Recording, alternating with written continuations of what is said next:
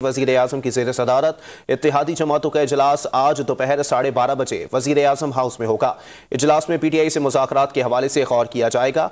आपको बताएं कि वज़ीर-ए-आज़म की ज़ेर सदारत इत्तेहादी जमातों का इजलास आज दोपहर 12:30 बजे वज़ीर-ए-आज़म हाउस में होगा। मज़ीद जानते हैं डॉन न्यूज़ इस्लामाबाद के चीफ रिपोर्टर सनाउल्लाह खान से। जी सनाउल्लाह खान, इजलास के एजेंडे के अंदर क्या क्या नुकात शामिल हैं?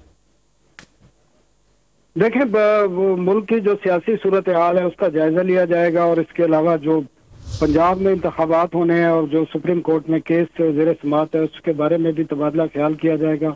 और जो आखिरी समात में मुज़ाकरात की बात की गई थी कि सियासी जमातों के दरमियान मुज़ाकरात हों ताकि पूरे मुल्क में एक ही दिन इंतखाबात हों, इस बारे में जायजा लिया जाएगा। और जो अब तक राब्ते हुए हैं थोड़े बहुत, उनके बारे में रिपोर्ट पेश की जाएगी। और जो पीपल्स पार्टी और बाज़ दीगर जमातें चाहती हैं कि PTI के साथ मुज़ाकरात हो, इस बारे में भी फैसला किया जाएगा कि क्या लाए अमल तय किया जाए।